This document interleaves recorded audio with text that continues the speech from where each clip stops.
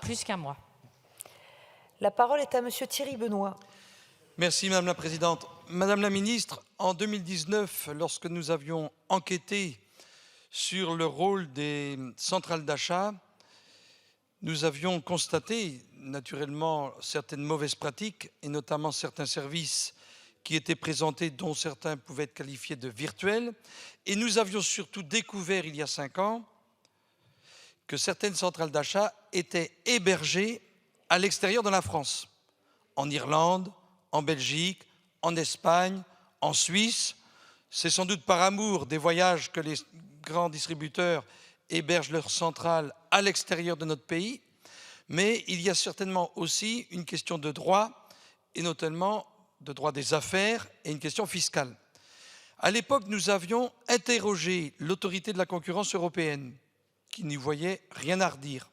Nous avions interrogé Bercy, qui s'était carrément, littéralement, fichu de notre figure. Et vous aviez été, vous, Madame la Ministre, à l'époque, en 2019, la seule ministre à l'écoute, attentive, et que j'avais ressenti, en tant que président de la commission d'enquête, avoir la volonté de mettre un petit peu d'ordre dans tout ça.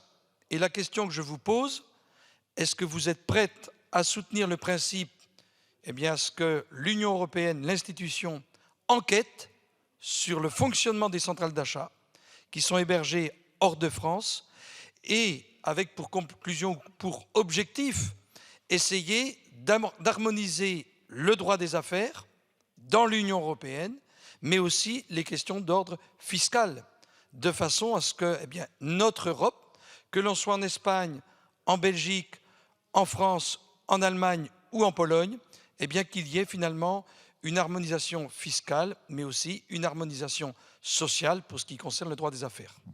Je vous remercie, Madame la Ministre.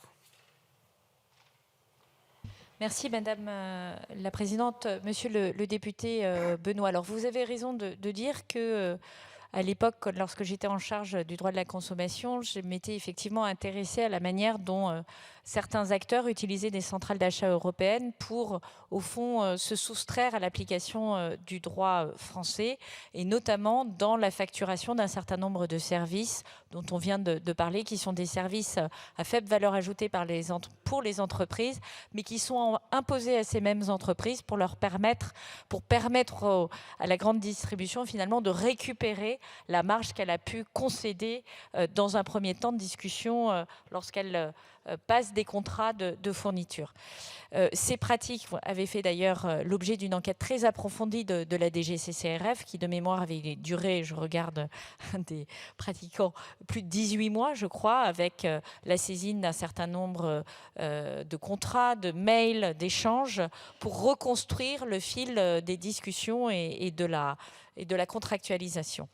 Elle avait débouché sur une amende de 117 millions d'euros.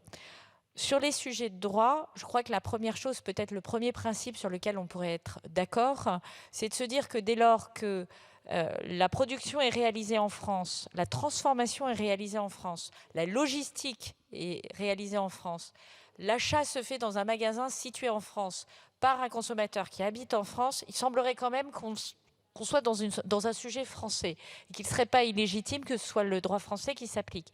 Il est dommage qu'on ait dû attendre 3 ans et demi et un certain nombre de manœuvres dilatoires de la partie adverse pour que la Cour de Versailles arrive à cette conclusion.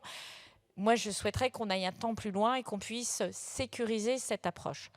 La deuxième chose, c'est la question des centrales d'achat européennes dans leur droit général. Et là, il faut effectivement se poser la question d'acteurs qui structurent les marchés de manière de différents pays et de voir si elles n'ont pas une responsabilité, si elles ne portent pas un risque systémique. C'est un peu l'approche a utilisé l'Union européenne dans le Digital Service Act, par exemple, ou Digital Market Act, en disant qu'il y a des acteurs qui pèsent plus que d'autres et qui donc ont des responsabilités supérieures et qu'à ce titre, on peut réguler.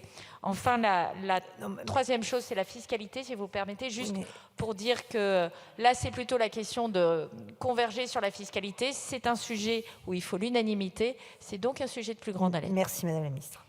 La parole est à Madame Marie Pochon.